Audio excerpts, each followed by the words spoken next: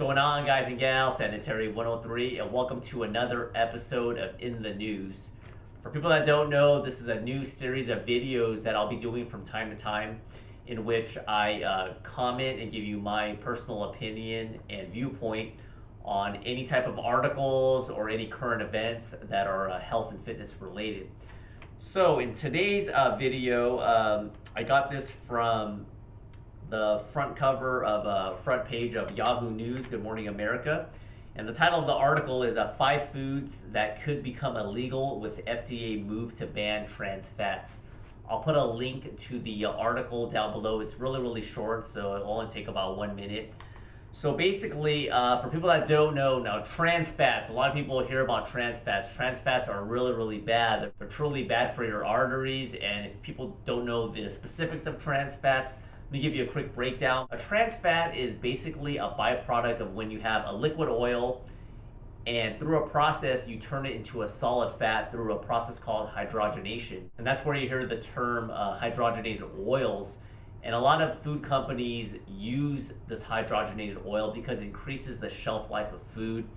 And these companies, they want to make a quick buck, they want to make money, and by increasing the shelf life, they can maximize their profits. Because heart disease is still the #1 killer in the United States, the FDA now feels like they need to incorporate some type of regulation and ultimately, if need be, ban some foods.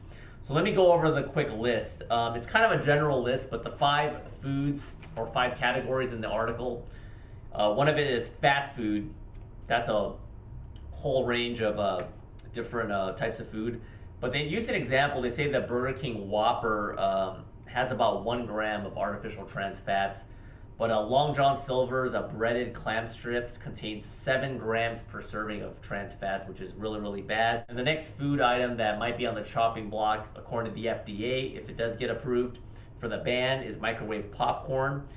And there's a few companies that they mention here, and they're usually between 4 to 5 grams per serving of trans fats. The third one is frozen desserts, 3 to 4 grams, baking mixes, and margarine, the 5th one. Now, according to FDA Commissioner Dr. Margaret A. Hamburg, basically this person said in a statement that by doing this, by eliminating the trans fats, that it would reduce and prevent more than 20,000 heart attacks and 7,000 cases of coronary heart disease each year. So being the health and fitness guy, I'm sure a lot of you guys might be saying, oh, Sanitary definitely approves this.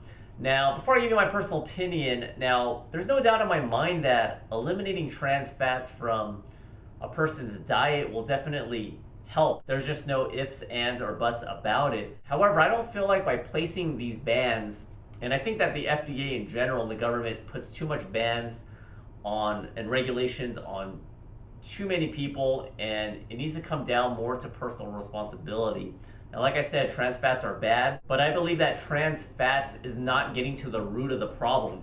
Now, that list I went over, the fast food, the microwave popcorn, frozen desserts, baking mixes, and margarine, yes, the foods that I mentioned on that list in this article do contain the trans fats, but the root of the problem is people shouldn't be eating these types of foods every day. And if you just place a ban and you just eliminate the trans fats, that's fine. But if that person doesn't take personal responsibility and change their own eating habits, they're still going to eat these types of foods. And a lot of these foods, they might not have the trans fats, but they're still going to have a lot of carbs, a lot of sugar, and a lot of these people are already in a huge surplus of calories, and they're going to gain a lot of weight. So until people take personal responsibility and change their eating habits for the better, I don't feel like this ban is going to be as effective. And one quick interesting fact in the article is that the average consumption of trans fats has actually declined, according to this article, from an average of 4.6 grams of trans fats per day in 2003 to about 1 gram in 2012. So the amount of trans fats that people are eating are actually reduced, which kind of strengthens my argument in that maybe we shouldn't place this unnecessary ban. So that's about it for this video. I want to know your thoughts in the comment section. Do you think the FDA should be potentially placing more bans and restrictions, or do you think that there should be more personal responsibility. And quickly, in a nutshell, my personal opinion is that even if you eliminate the trans fats, if people don't change their eating habits, they're going to still eat these high-calorie foods. And by continuing to eat bad food despite the lack of trans fats, it remains to be seen if heart disease is going to go down if this ban is implemented. Thanks once again for watching this video. Also, if there's any type of articles or any current events that you would like me to discuss, send me a personal message and I might be able to make a video on it. I'll see you guys in a couple days. Bye.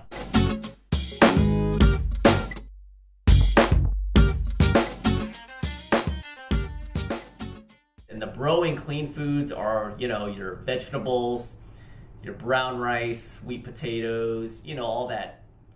I guess you could say boring. I should say boring.